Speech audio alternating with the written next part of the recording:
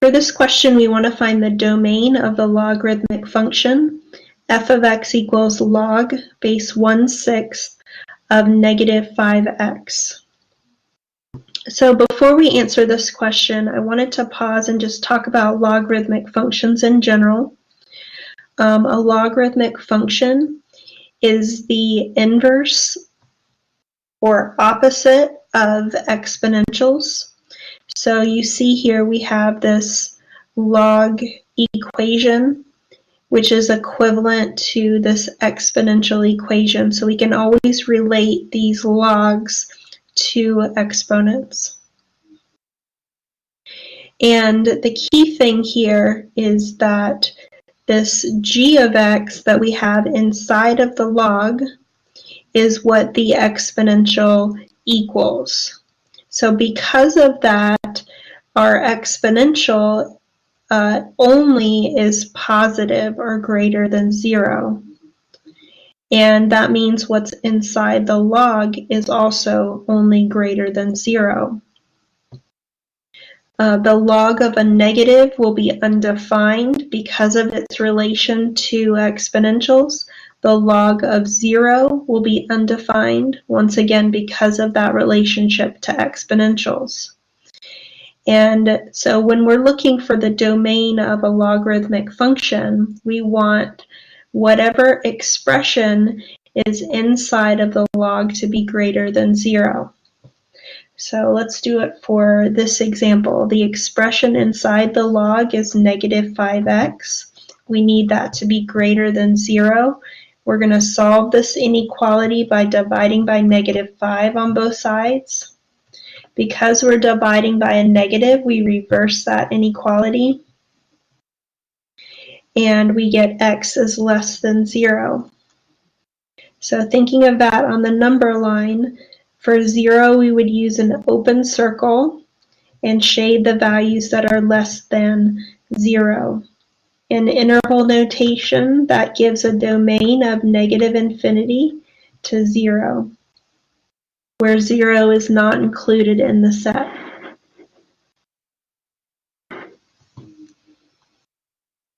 On this question, we want to solve the exponential equation 60e to the x minus 2 equals 5. So to solve this exponential equation, we typically have 3 different methods that we follow. The first one is relating the bases, where we try to make the bases the same on both sides. We can't do that on this example because we have a base of e on one side and we don't have e on the other side.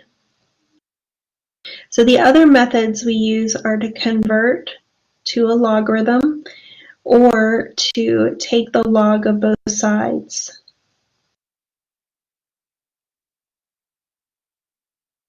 I can show you both of those methods. In those methods of converting and taking the natural log of both sides, you want to isolate the exponential. So x minus 2 is your exponent, and that's attached to e. And so our exponential is e to the x minus 2.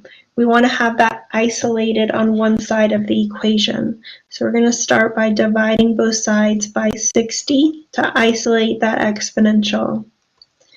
5 over 60 will reduce to 1 over 12. Once we have it isolated, let's first convert this to a log. When we convert, we write the word log, and we're going to use the base of the exponential, so that's base e. The log always equals the exponent, so that's going to be x minus 2, and then the 1/12 is substituted inside the logarithm. We don't typically write log base e. E is a special base, it has special notation, and that special notation is ln, standing for natural log. So we would typically see this written as natural log of 1/12 equals x minus 2. Now to finish solving the equation, I would add 2 to both sides, and that gives x equals natural log of 1/12 plus 2. So that's if we were solving the equation by converting. I want to show you how we would do it if we were to take the log of both sides. So I'll rewrite the equation. We have 60 e to the x minus 2 equals 5. So once again, we would need to isolate the exponential. I would divide both sides by 60.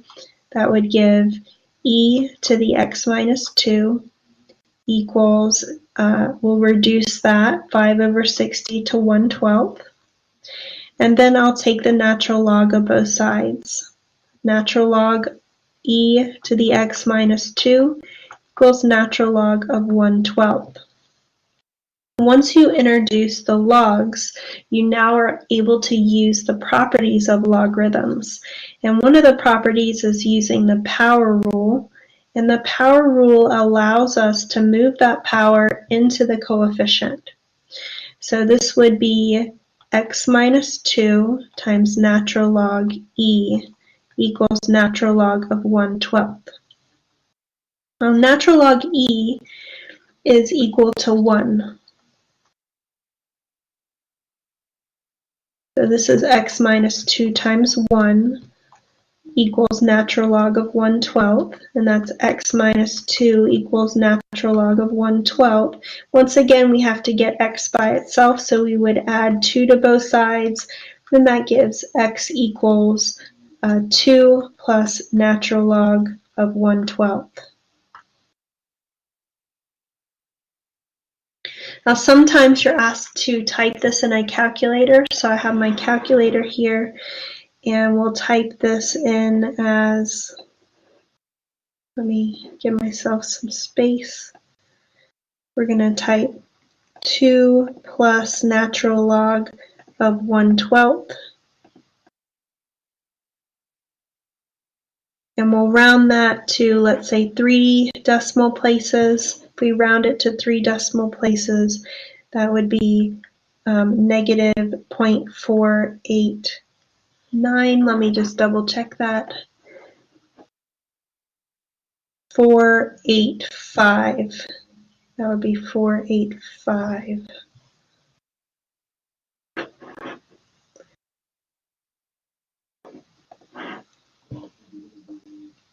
On this question, we want to solve the logarithmic equation. Log base 3 of 5x minus 8 equals 3. Now when I'm solving logarithmic equations, I really keep 2 methods in mind.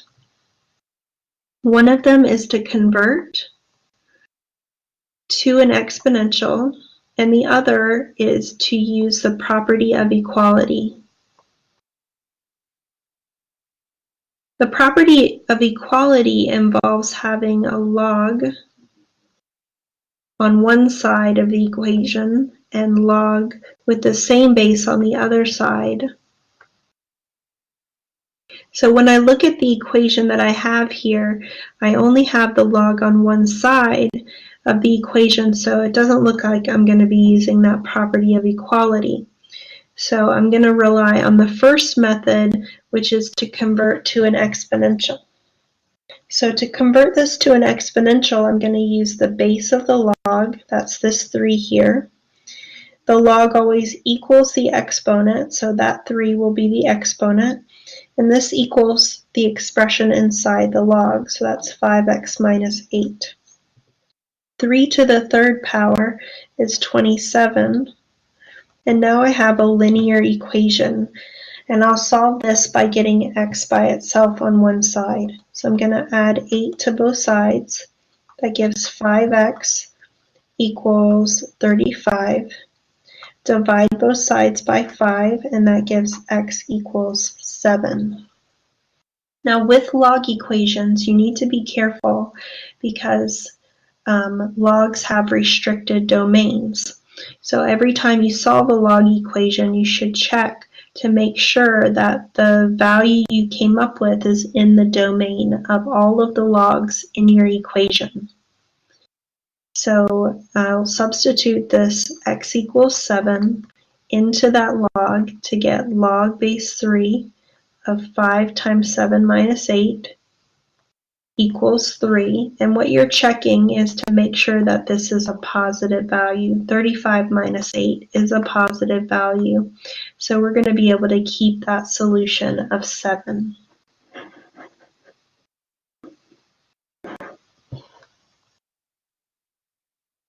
In this example, we want to use the properties of logarithms and the logarithmic property of equality to solve the logarithmic equation. So in this example, we have the equation 2 log of x plus 4 equals log of 36 plus log of 4. If we want to use the property of equality, we need our equation to fit a certain format. And that format is to have log base b of some expression equals log base b of some expression. So the key part is having log with the same base on both sides of the equation. Now we do have log, and there's no base specified, so this is base 10, and that same log on the other side. But we need to have a single log on the left and a single log on the right. This 2 is preventing us from having a single log on the left, and the fact that we're adding 2 logs together is preventing us from having a single log on the right. That's where the properties of logarithms come in to help us with this. We have 2 properties that we're going to use, the product rule for logarithms and the power rule for logarithms. So the product rule for logarithms says this: if you have log base b of m times n, you can write that as log base b of m plus log base b of n. Now we're really using this in reverse because we want to get down to a single log. So if we have the sum of 2 logs with the same base, we can turn that into a single log with multiplication, and that's why this is called the product rule. The other rule that we're going to use is the power rule for logarithms, and the power rule for logarithms has log base b of m to a power, and it allows us to take that power and turn it into the coefficient on the log. So this, we're going in reverse. We have a coefficient and we're going to move that into a power so that we have the log isolated on one side. So let's use those 2 properties. Let me first rewrite our equation. That's 2 log of x plus 4 equals log of 36 plus log of 4. On the left-hand side, I'll use that power rule to move the coefficient of 2 into the exponent, and that gives log of x plus 4 squared. On the right-hand side, I'm going to use the product rule for logarithms. I have the sum of 2 logs with the same base, so I'm going to be able to multiply 36 times 4 into a single log. And 36 times 4 will be how much? I'm thinking 144, but let me double check. That is log of 144. So now we have this in the format where we can use the property of equality. The property of equality says when you have log base b on one side and the same log base b on the other side, that what's inside the log on the left must equal what's inside the log on the right. This stems from a property of logarithms called the one-to-one property. So we're going to be able to simplify this equation, eliminating those logs, and write this as x plus 4 squared equals 144. And now that the logs are gone, we'll solve this quadratic equation. I'm going to solve by square rooting both sides.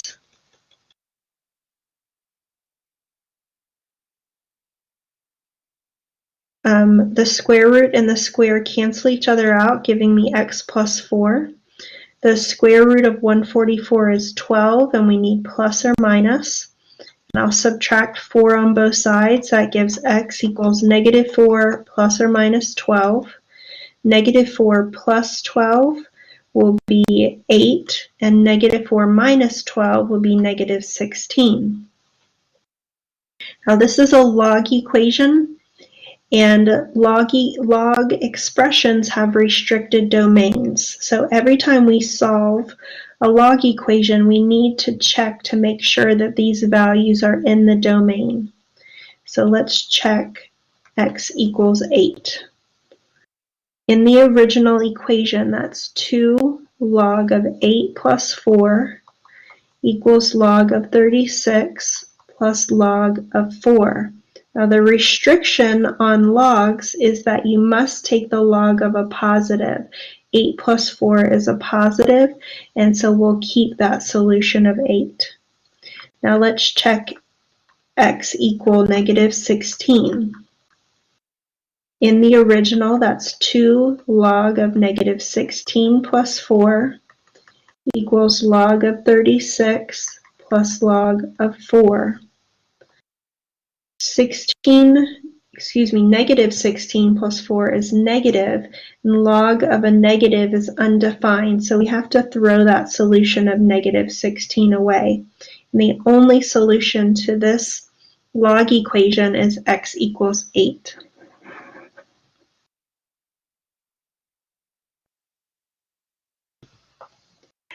On this question, we want to use the substitution method or the elimination method to solve the system.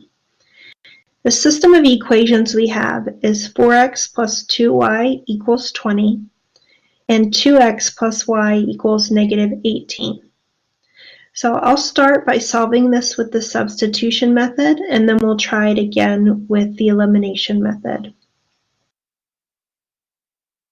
So with the substitution method, you want to solve for one of the variables in either equation. So I notice that this variable doesn't have a coefficient, so I'm going to choose to solve for that variable.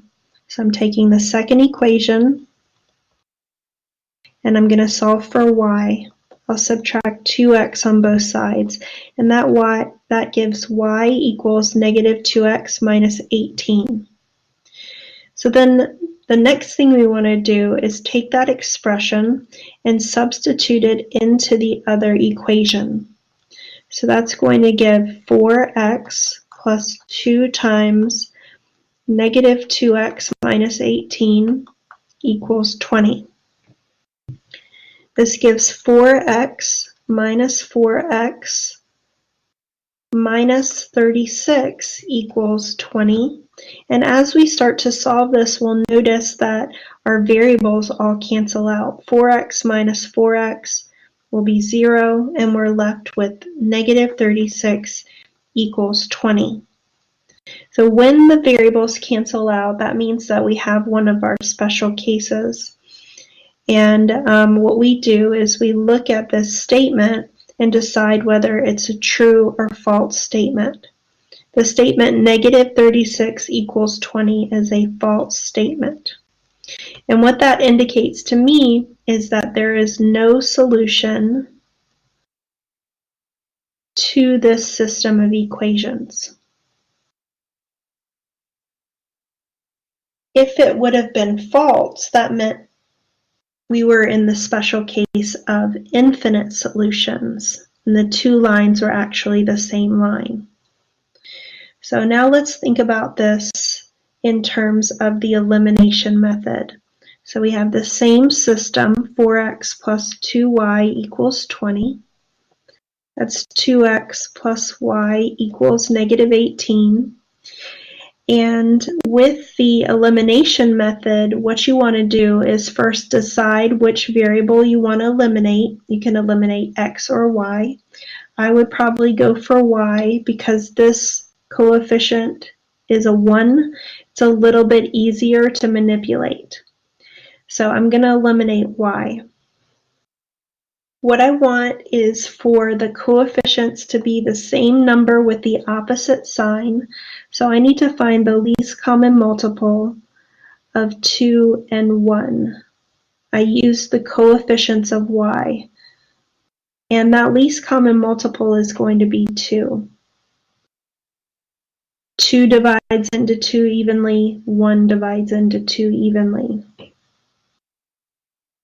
I already have a 2 on one of the coefficients of y, and so I'm going to change the other one to be a negative 2. So on my system, I'm going to be multiplying a negative 2 times the second equation to force the coefficients of y to be 2 and negative 2. So my first equation is unchanged. I'm just copying that one down. And the second equation becomes negative 4x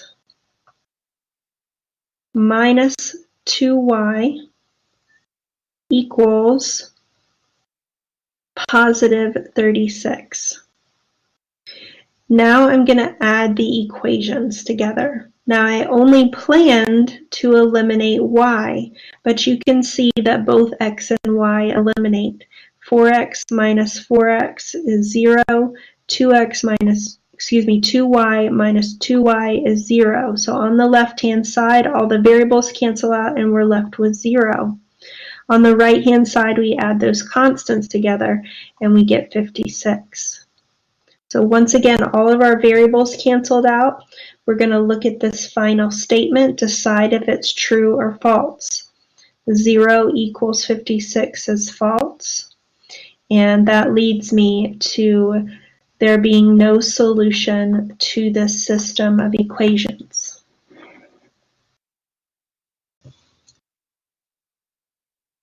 For this question, we want to use the graph of y equals 2 to the x and transformations to sketch the exponential function f of x equals negative 2 to the x plus 2 minus 3. We want to determine the domain and range, determine the y-intercept, and find the equation of the horizontal asymptote. So we're going to start by taking a look at the graph of y equals 2 to the x. I'm going to graph this by plotting points, and I'm going to choose a standard set of x values, negative 2, negative 1, 0, 1, and 2. I'm going to substitute it into the equation 2 to the x, and that would give me 2 to the negative 2, 2 to the negative 1, 2 to the 0, 2 to the 1, and 2 to the 2. I'm going to start down here with the easy ones. 2 to the first power is 2, 2 to the second power is 4, 2 to the 0 power is 1, and when we have a negative in the exponent, that means that we're going to do the reciprocal of the base. The base is 2, and the reciprocal of 2 is 1/2. So the negative turns that into the reciprocal of the base, and then we raise it to the first power. So 1/2 to the first power is 1/2. We have 2 to the negative 2, so once again a negative exponent. We're going to do the reciprocal of the base and raise it to the second power. That gives 1/2 squared, which is 1/4. So this gives us a set of ordered pairs. And with those ordered pairs, we're going to be able to draw a sketch of our graph of 2 to the x. So our ordered pairs are negative 2 and 1/4, negative 1.5, 0, 1, 1, 2, and 2, 4. So let's plot these points and take a look at what the graph looks like. So we have negative 2 and 1/4, negative 1.5, 0, 1, 1, 2, and 2, 4. As we allow our x values to get larger, this part of the graph will get larger and larger, and so it's going to infinity. And on this part, the y values are going to get closer and closer to 0. And that's what it was referring to, having a horizontal asymptote. The horizontal asymptote is right on top of the x-axis, and it's the equation y equals 0. So we have a sketch of what our graph looks like. Y equals 2 to the x, and now we're going to focus on the function that we're interested in graphing by transformations. So let's write that function down. The function f of x equals negative 2 to the x plus 2 minus 3. And you can see that the variable is in the exponent with a base of 2. And so our base function is y equals 2 to the x, the one that we just graphed. So just a couple key points to keep in mind from what we learned about. A key point is this point right here. I think of that as sort of an anchor point, the ordered pair 0, 1. The fact that the graph goes to infinity on the right-hand side, so y is approaching infinity as x approaches infinity, and then on this end, y is approaching 0 as x is approaching negative infinity. So as just a quick sketch, I keep this in mind for the graph of y equals 2 to the x. So we want to look at what those transformations are. We have this negative, which is one transformation. We have a plus 2, which is another transformation. And we have a minus 3. It's another transformation. So these are going to affect the graph that we started with to get to that ending graph of f of x equals negative 2 to the x plus 2 minus 3. So that negative is a transformation called a reflection. Anytime we multiply by a negative, we get a reflection. Now there are two types of reflections.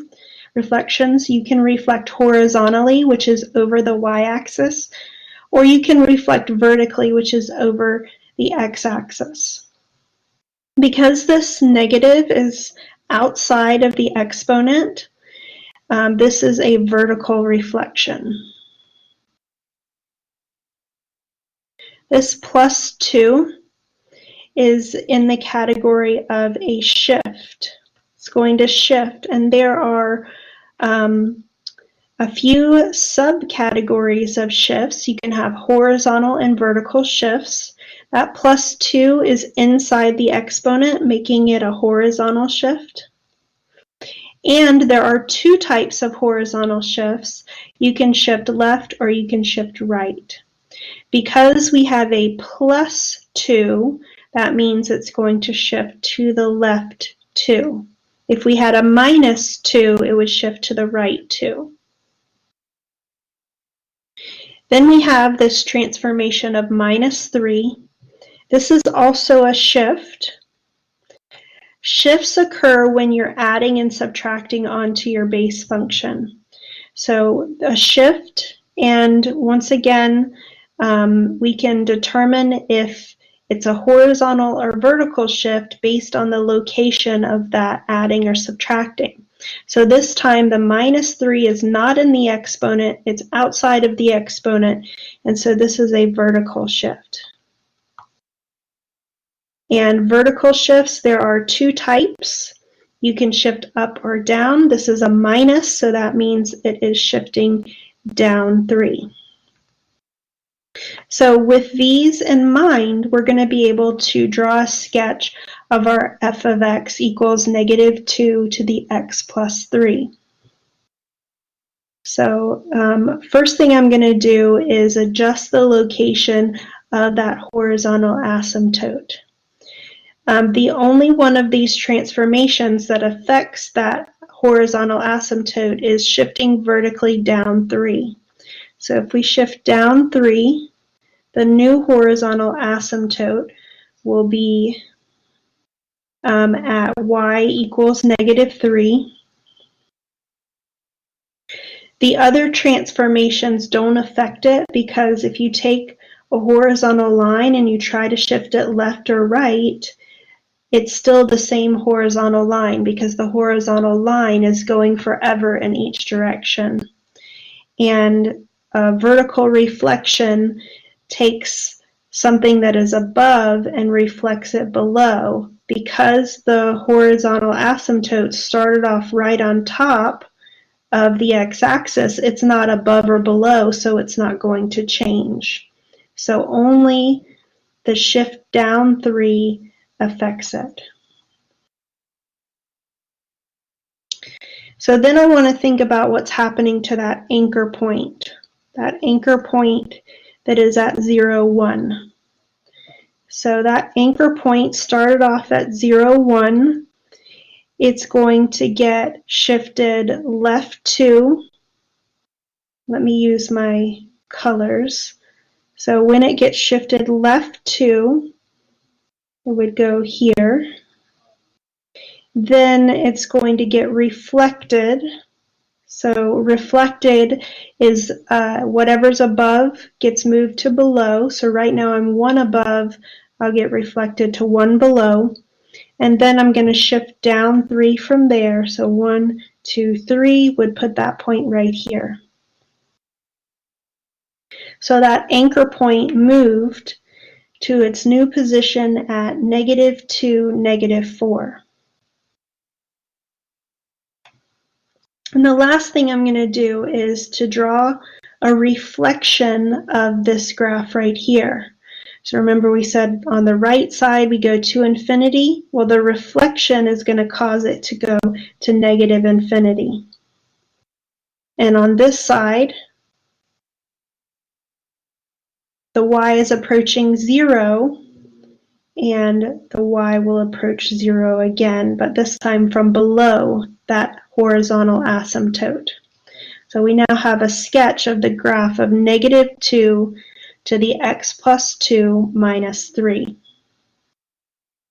Now there were a couple more questions that we need to answer related to this. So if you remember, we needed to know the domain and range. I can use my picture here to find the domain. Now this is an exponential function, and every exponential function has a domain of -infinity to infinity. We can verify that with our ruler.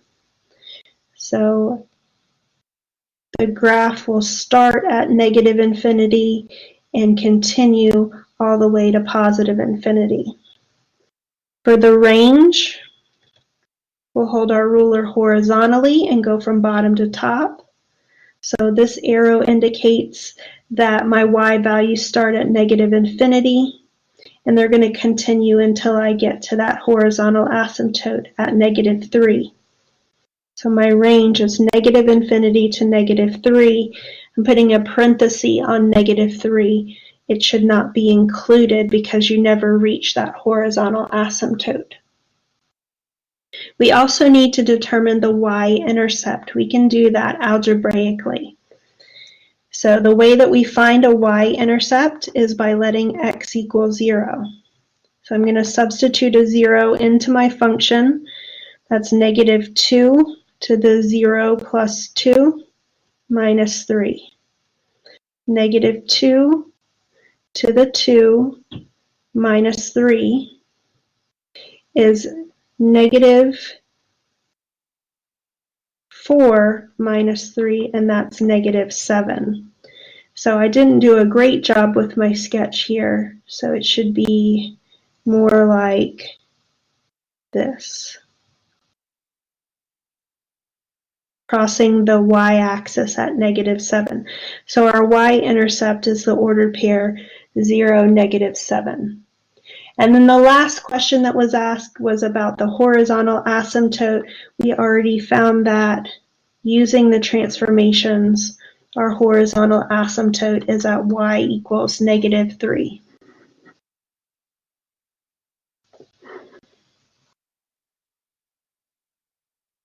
On this question, we want to solve the following logarithmic equation. The equation we're working with is log base 3 of x plus 30 minus 3 equals negative log base 3 of x plus 4. I wanted to share with you a couple of the typical methods that we use for solving logarithmic equations. So two of the methods that we see most often are to convert that logarithmic equation to an exponential, or to use the one-to-one property for logarithms. So let's take a look at both of these formats and see if it matches what we have. So in this method of converting to an exponential, we would have an equation with a log only on one side of the equation. And then we rewrite that log as an exponential. So looking at this example, I can see that I have a log on the left and a log on the right. So it doesn't really seem to match the first one. Then we look at the second one, and the second method is using the one-to-one property of logarithms. And in this example, or in this property, you would need to have log base b on one side and log base b on the other side in order to reduce that equation in this way. And so once again, we do have logs on each side, but we do have a problem in this 3 here. So with this 3, it doesn't allow me to use the property of the one-to-one property, or some books call this the property of equality.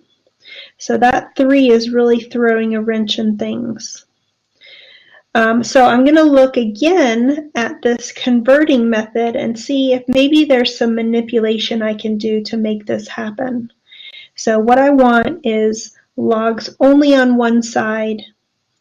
And if I move some terms around, I can maybe make that happen. So let's see.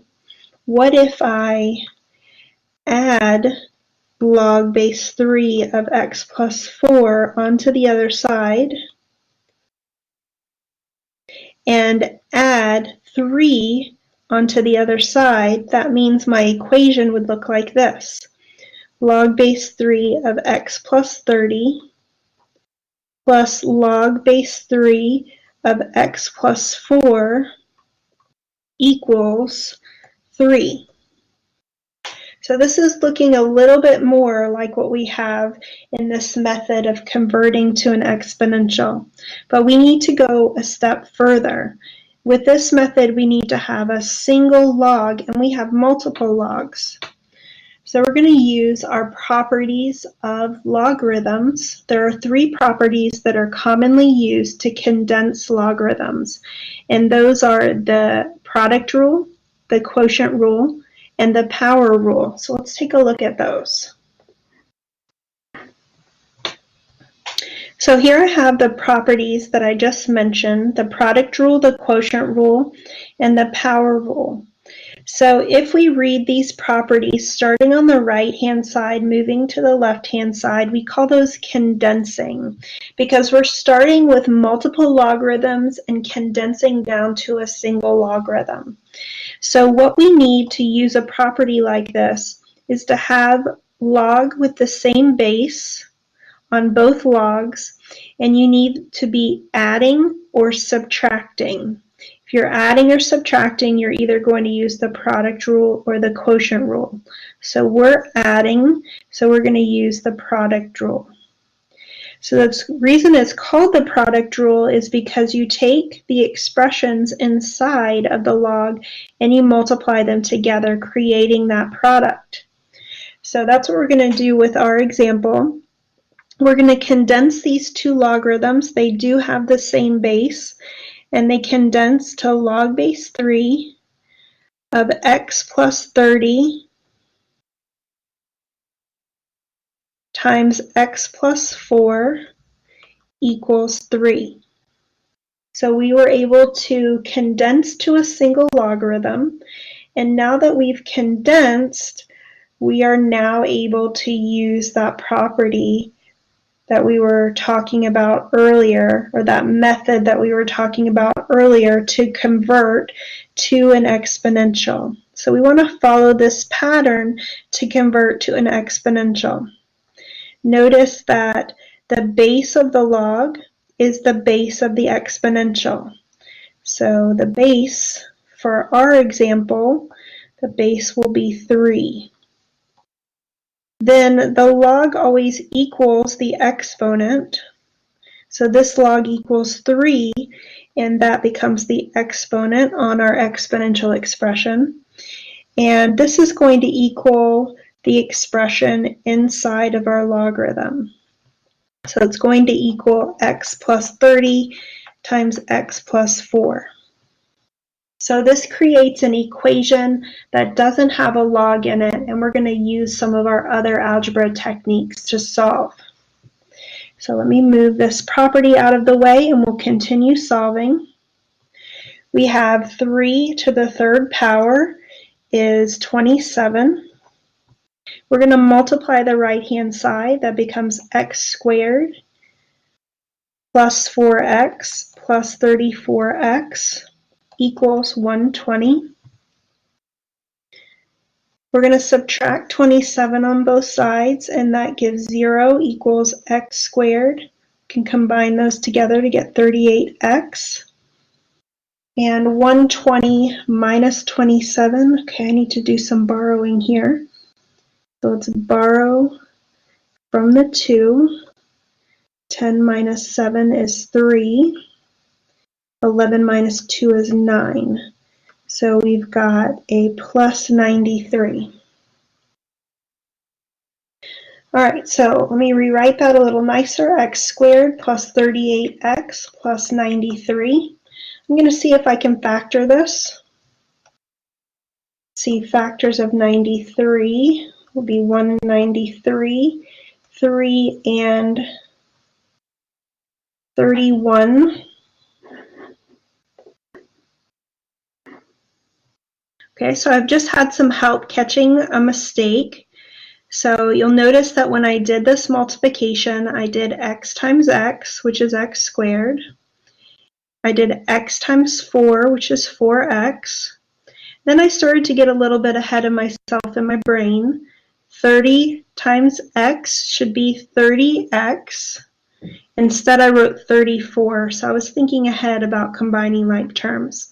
So this should be a 30x.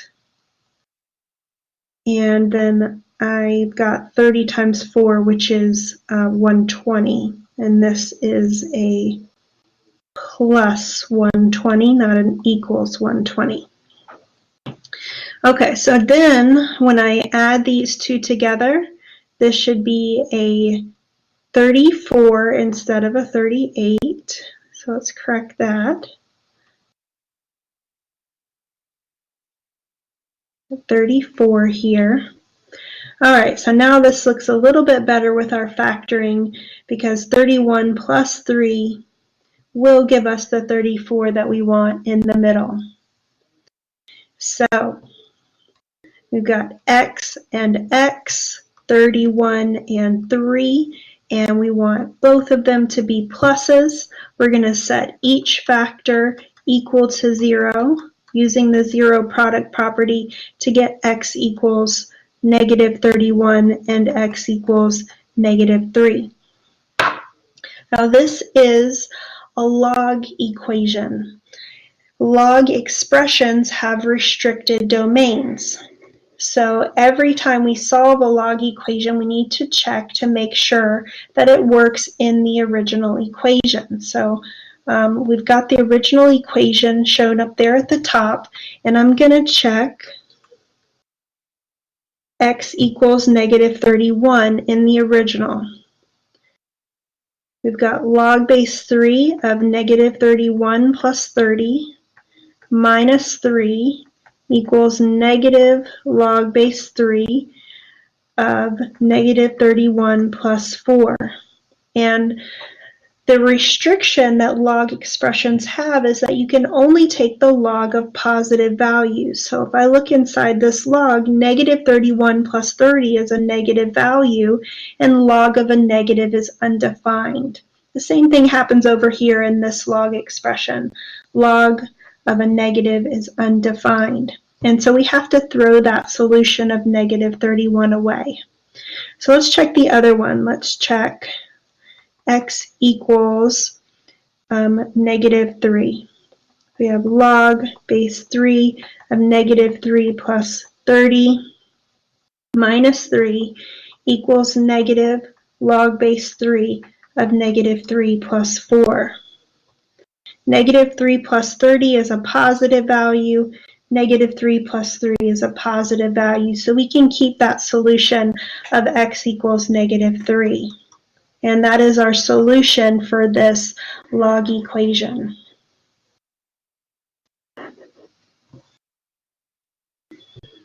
On this example, we want to use the properties of logarithms to expand the logarithmic expression.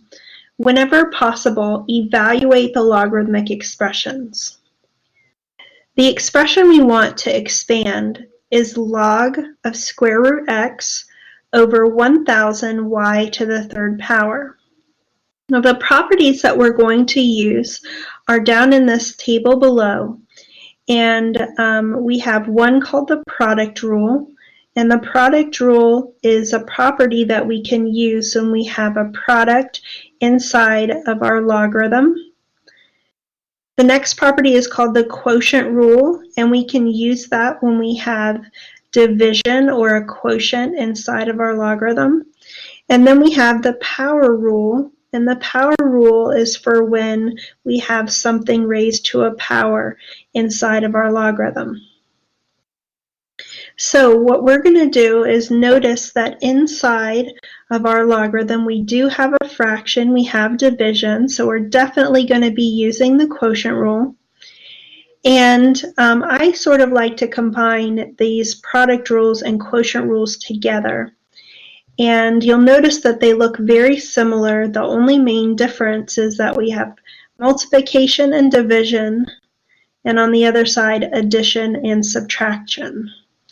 So if we combine these two together, we can see that when we have our factors in the numerator, our log should be positive, but when we have a factor in the denominator, our log should be negative.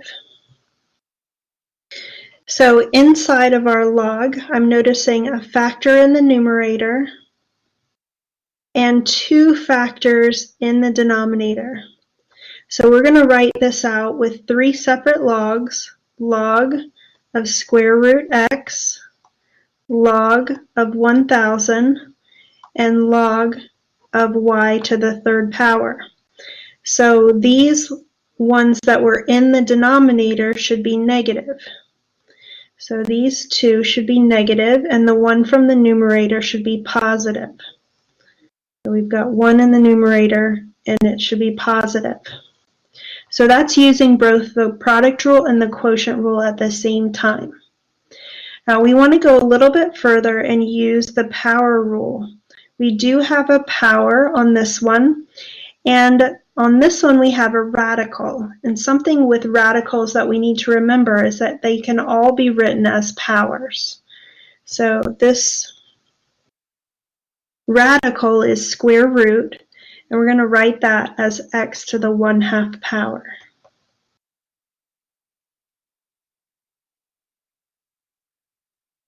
So with the power rule, we take that power and it becomes the coefficient on the log.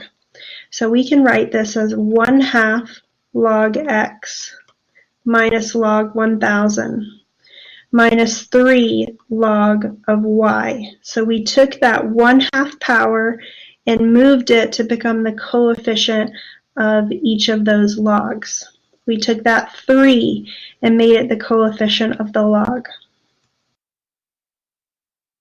Now we have one more thing to do. In the directions here, it says, whenever possible, evaluate a logarithmic expression. When we have the log of a number, we should try to evaluate it. Now, in order to evaluate it, we can use a calculator. I'm going to try to do it without a calculator.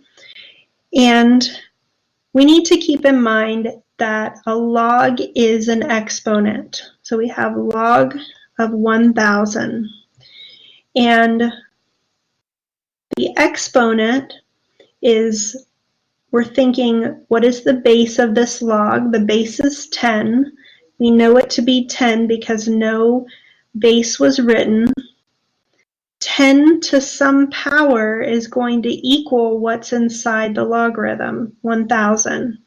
And 10 to the third power is 1,000. So I know that this log expression, to evaluate it, I need to turn it into 3.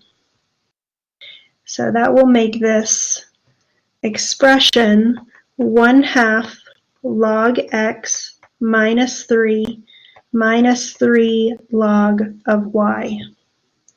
So that is the final answer for expanding this logarithmic expression.